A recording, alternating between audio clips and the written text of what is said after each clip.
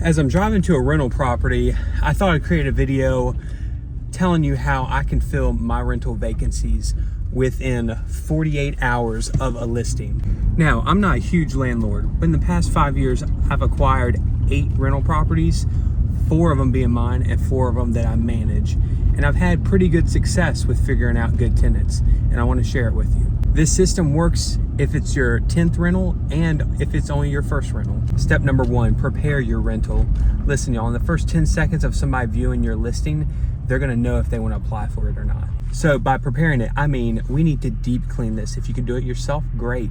If you need to hire somebody out, do that as well, but a good deep clean will work well. Second thing under this category is paint and do touch-ups.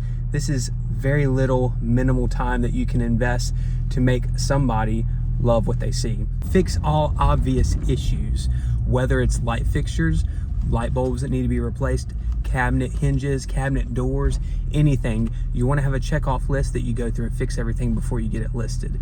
Now, I know it can be exciting, or you're anticipating, especially if you had an eviction, hey, I need to get somebody in here quick, but what you don't want to do is attract the wrong person, and then you have to repeat that process and that heartache. Once you've prepared the unit, the second step is list it the right way. And I'm not talking about using 10 different platforms to throw this house out on the market. Look, the only 2 things that I use right now is Zillow, which sends it out a few other platforms while you do Zillow, and then Facebook. I've actually had a lot of good success with Facebook Marketplace. You want to make sure within your listing that you have clear photos. Wide angle, if you have an iPhone, or most Androids have a very wide angle, you'll make sure you do that. Good lighting, clear rental description. Something that's helped out a whole lot is I type in ChatGPT. If I have a 3-bed, 1-bath, I'm putting it on the market, type in a few details, it gives a phenomenal description that you can plug into Zillow. This will eliminate a lot of questions that you're gonna have to go back and forth. A lot of people will jump on it because it's well descripted. You wanna make sure you have a clear move-in date and a clear application link. Again, Zillow has been the best. The tenant pays $35 to submit an application, and a lot of information is given within that application. Speaking of application, what do I look for in screening, which is the step number 3 to find a perfect tenant? Well, there's a 3 rent rule that you want to make sure you follow. You'll make sure that you have 3 times what the rent is on their income. You want to make sure you have a good credit and background check, a good employment background check. And then also in the employment background check, you want to make sure that they're not hopping around from job to job. In addition, make sure you're calling references.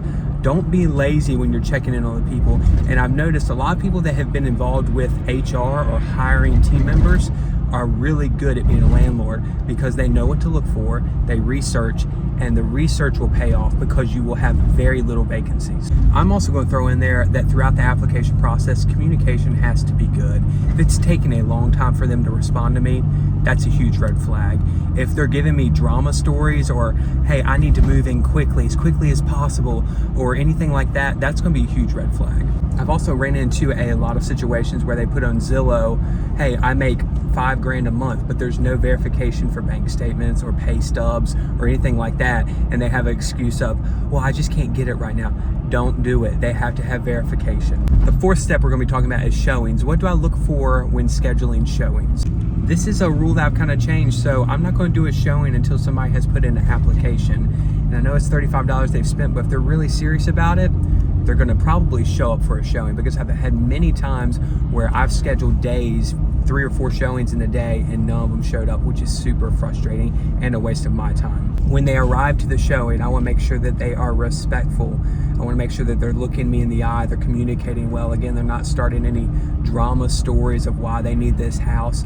Very professional. If it's a guy, definitely handshake, look me in the eye, firm handshake is what we're looking for. We want to make sure that they're answering any questions clearly, and number 1 is they are on time, because if they are late for a showing, they'll be late for their payment, and I've learned this firsthand experience. And one last thing I'll throw out there, a lot of people have Facebooks. Look up their Facebook.